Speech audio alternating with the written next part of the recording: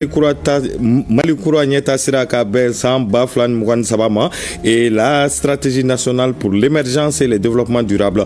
Le document leur a été présenté hier par les membres du gouvernement. Il s'articule autour de 11 projets structurants.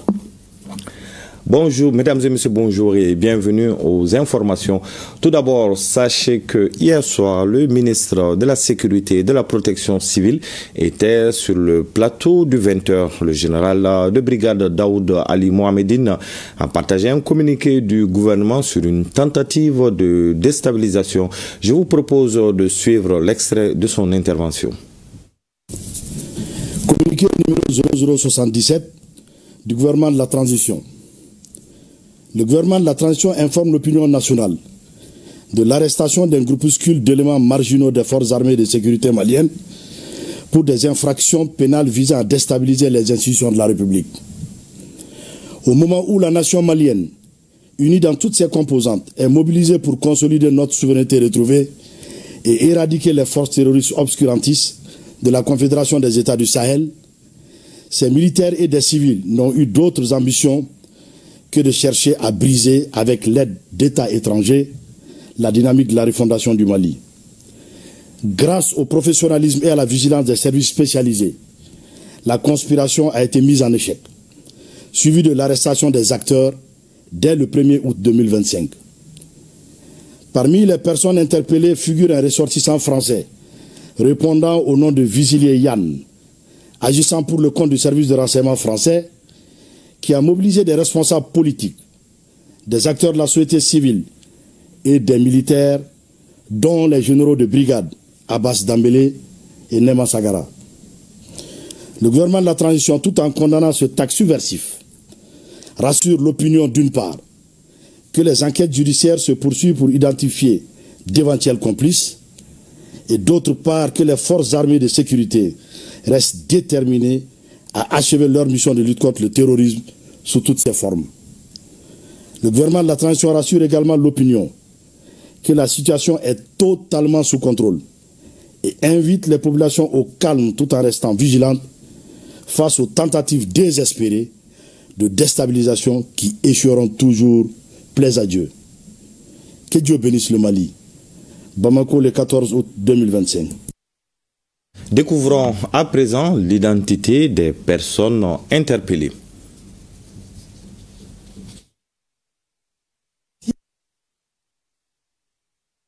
En image, les personnes interpellées. Général de brigade Abbas Dambélé. Général de brigade Nema Sagara. Lieutenant-colonel Baba Dambélé. Lieutenant-colonel Saïbou Keïta. Lieutenant-colonel Mamadou Di Tchekoro Diara. Lieutenant-colonel Sungalo Diop. Capitaine Mohamed Ouattara. Caporal Amadou Bouba Koulibaly. Sergent-chef Boukari Karakodjo. Yakuba Kodjo. Et parmi les personnes interpellées figure un étranger. Il est de nationalité française. Son nom, Yann Christian Bernard Vézilier. Il a participé activement à l'opération déjouée avec succès par les services spécialisés.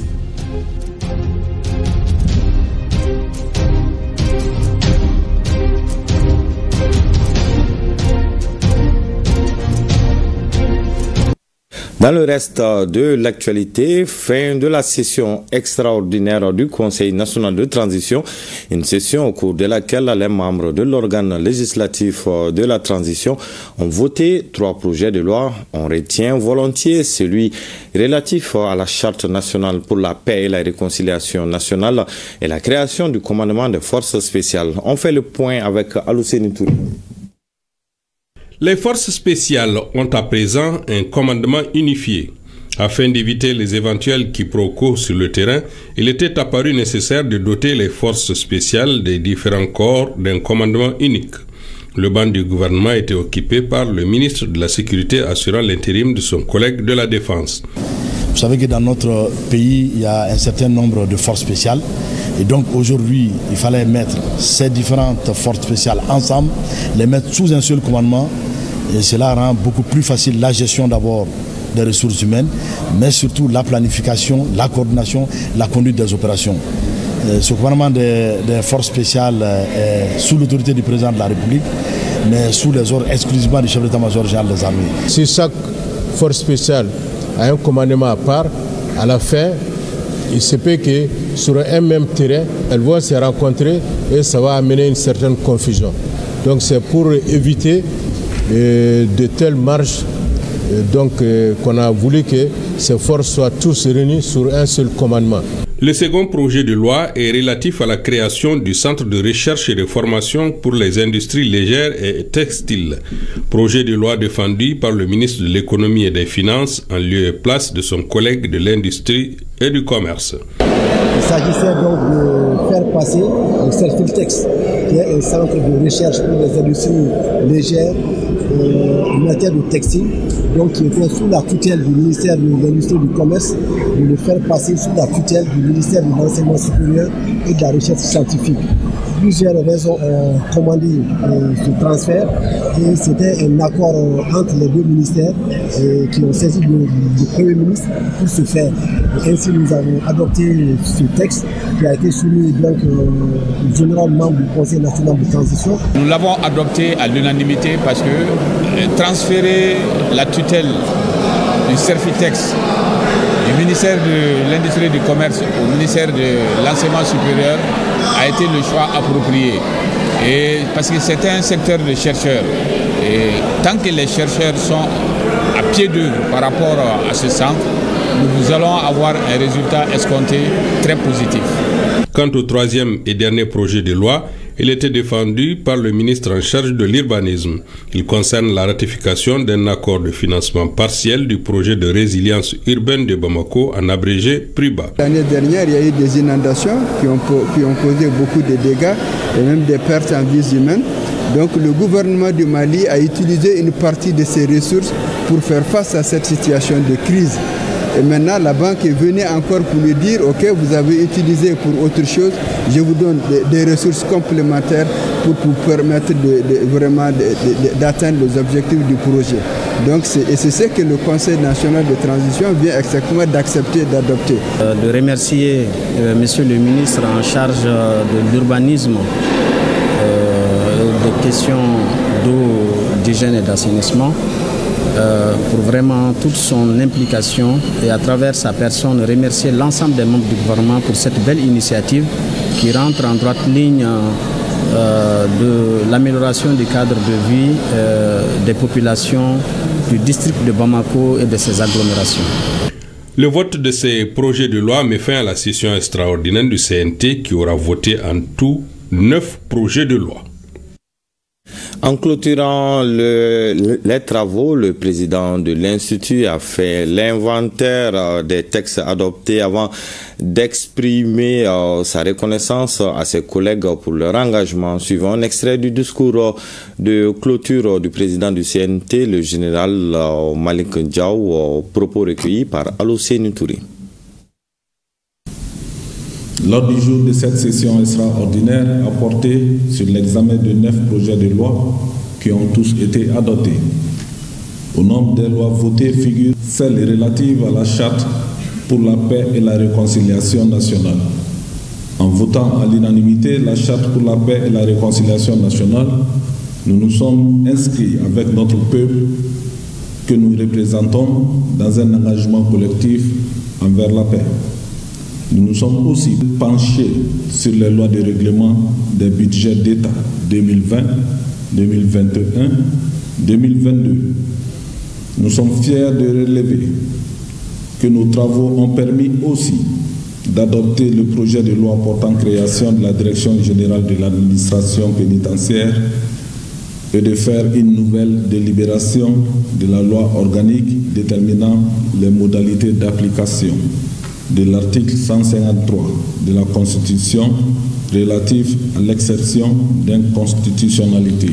Comment ne pas évoquer les quitus que nous avons donnés pour la ratification de l'ordonnance autorisant la ratification de l'accord de financement additionnel du projet de résilience urbaine de Bamako, ainsi qu'à la loi portant modification de l'ordonnance modifiée, portant création du centre de recherche et de formation pour les industries légères textiles. Nous avons également voté à l'unanimité le projet de loi portant création du commandement des opérations spéciales.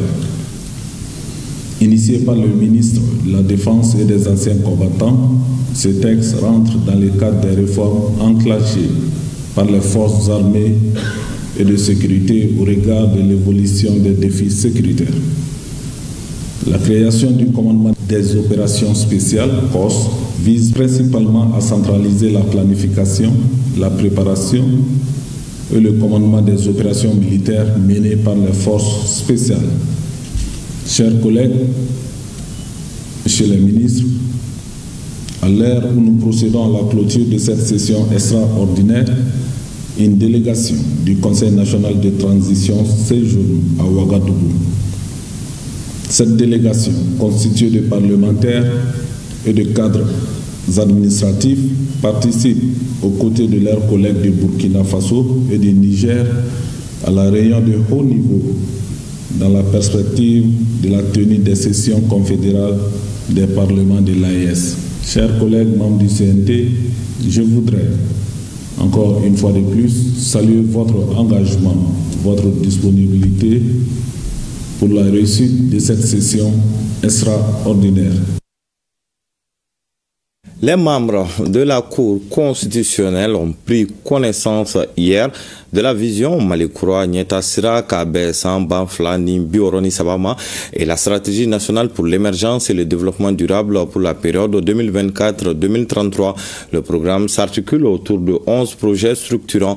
Ce processus de dissémination concerne l'ensemble des forces vives de la nation et les institutions de la République. Le reportage de Sidou Traoré. Dans une démarche pédagogique et participative, le ministre Alusseinou Sanou face à la Cour constitutionnelle pour expliquer point par point aux conseillers de la 5e institution de la République les 4 axes stratégiques majeurs de la vision Malikura Nyetasira Kabin Samba Flabioroni Sabama. Cette vision d'un Mali émergent et repose sur un engagement politique durable, la mobilisation des ressources à travers des projets structurants ainsi que sur l'implication active des Maliens. L'axe le plus important donc c'est d'atteindre un taux de croissance de 10% d'ici 2033. Ceci étant, il faut le faire en ayant en ligne de mire qu'il faut assurer la souveraineté du Mali. Et cette souveraineté, nous devons l'avoir d'abord sur le plan de la sécurité, la souveraineté sur le plan alimentaire, la souveraineté sur le plan énergétique, la souveraineté sur le plan pharmaceutique et médical, et la souveraineté sur le plan des nouvelles technologies d'information et de communication. Parce que nous voyons aujourd'hui que ces 4 ou 5 secteurs d'activité sont des secteurs aujourd'hui qui ont constitué des éléments de géopolitique qui ont permis à certains pays d'asservir d'autres. Donc il était important pour lui que dans le cadre de la recherche d'une croissance de 10%, nous veillons à ce que, en tout cas, nous puissions le faire de façon endogène et de pouvoir assurer ces différentes sécurités qui contribuent donc à asseoir un État fort. La vision Malikura Nyetasira Kabin Samba Flabioroni Sabama et la stratégie nationale pour l'émergence et le développement durable du Mali, conçue sans apport extérieur, ambitionne une croissance portée par le secteur privé malien et avec des actions de développement à moyen, court et long terme. La stratégie 2024-2033 va coûter 61 000 milliards de francs CFA. Sur lesquels la part des bailleurs de fonds attendus est de 1600 milliards de francs CFA.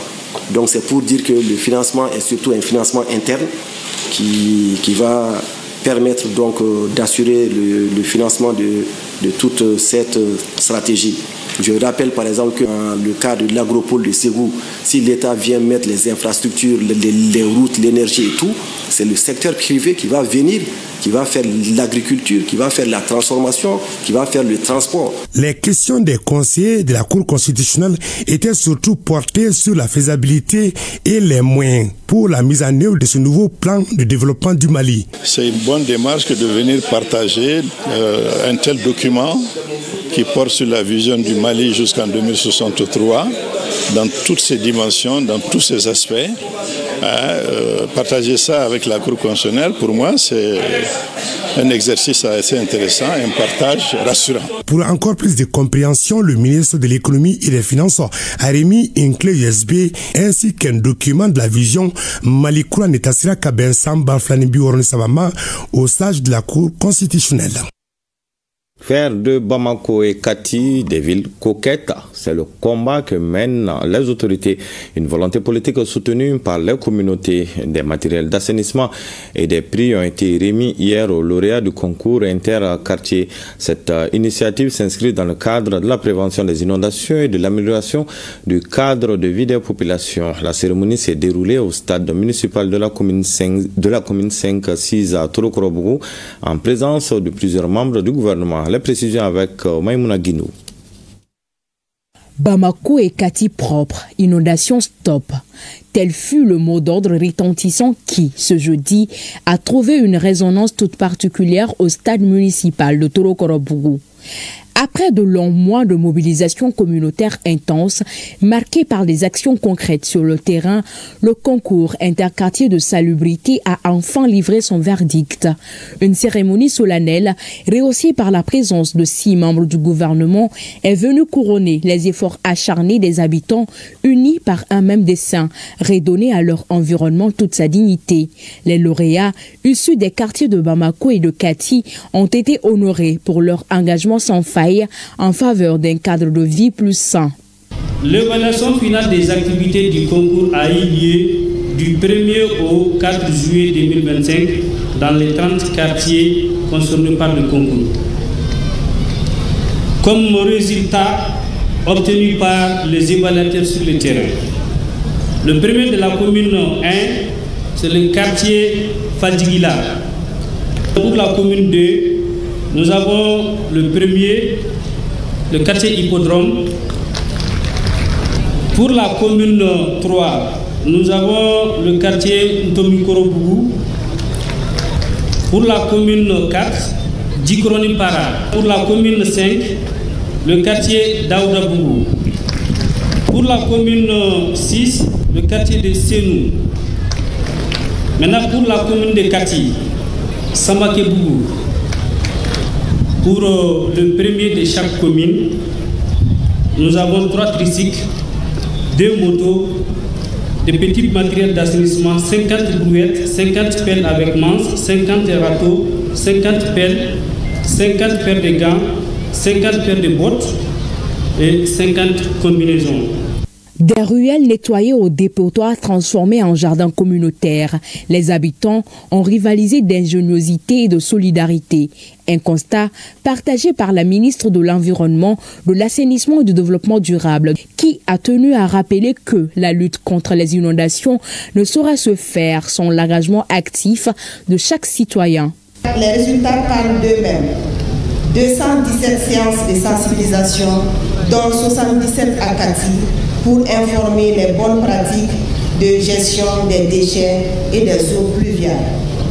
327 sorties de nettoyage ayant permis d'assainir 285 lieux publics, écoles, marchés, espaces communs. L'implication directe de 254 organisations socio-professionnelles. L'évacuation de 5488,5 mètres cubes de déchets solides vers la décharge finale de Mourou, dont 537,5 mètres cubes pour Kati, sans compter les dépôts sauvages éliminés.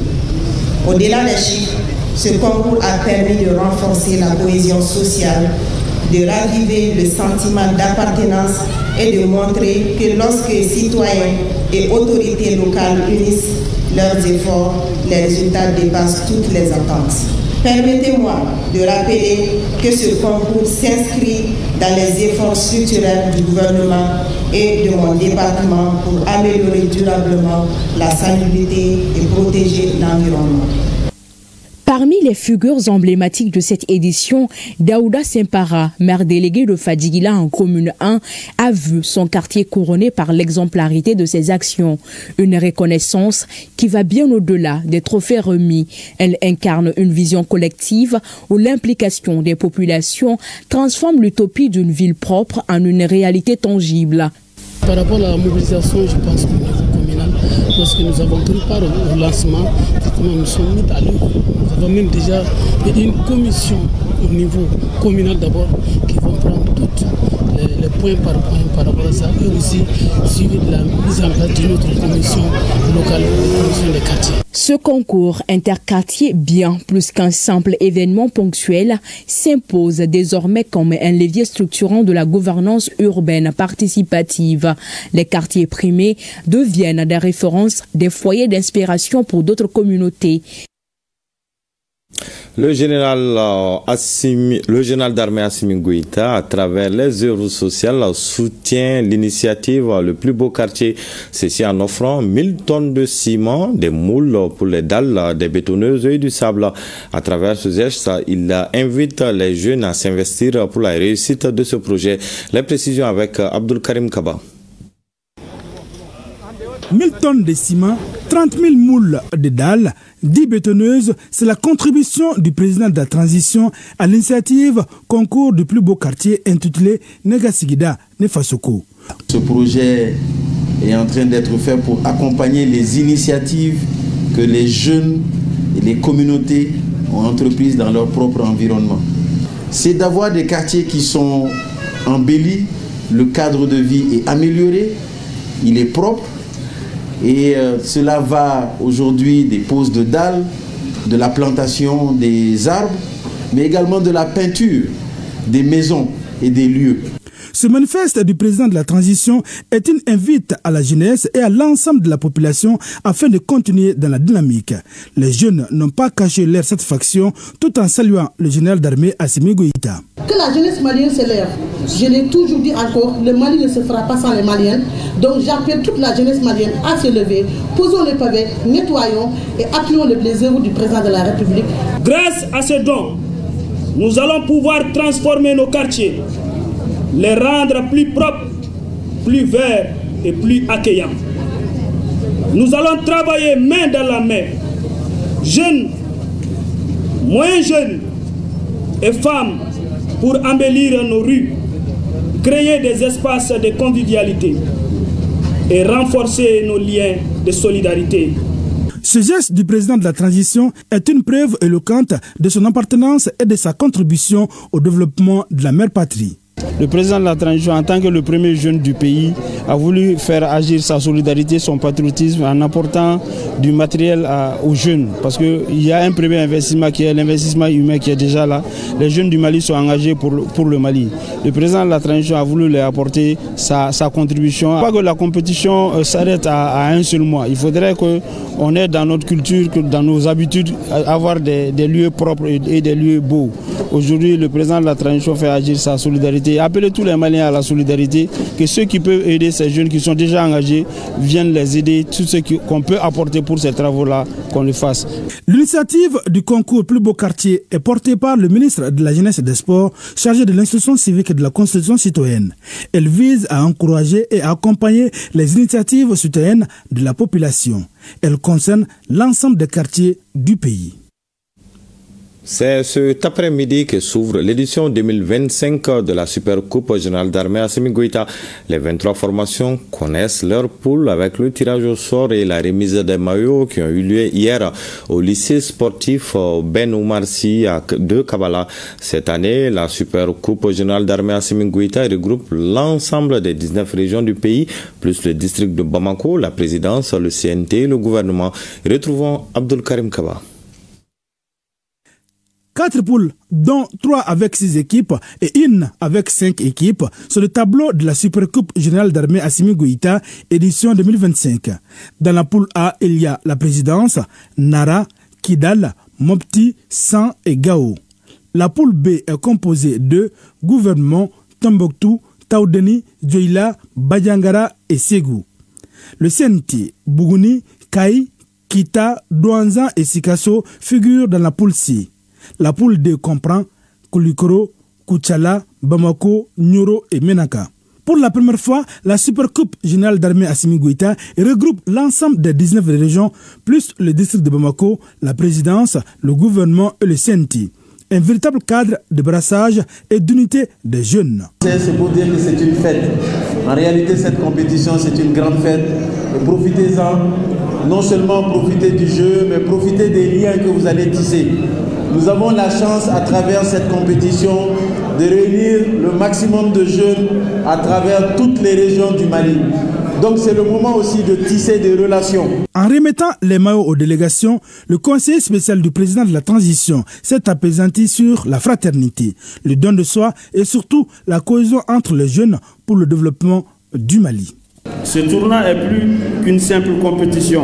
C'est un moment de retrouvailles, de cohésion et de vivre ensemble des différentes communautés de notre pays.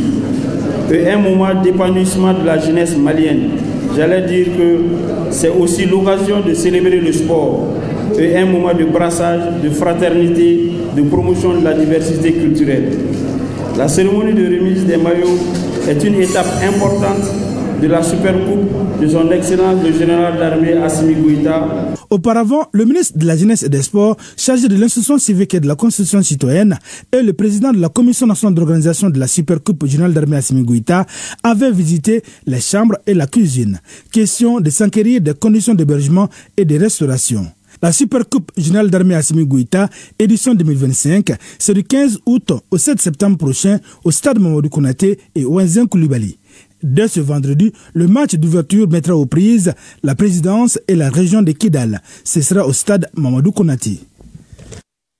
Abdul Karim Kawa, vous l'avez dit, la cérémonie de lancement, c'est tout à l'heure au stade Mamadou Konaté, un événement à suivre en direct sur les antennes de ORTM1. C'est ce qui m'a fait à ce journal. À 20h, vous avez rendez-vous avec Barakissa Ouattara pour la grande édition du soir. Quant à moi, je vous retrouve demain, même heure, avec le même plaisir.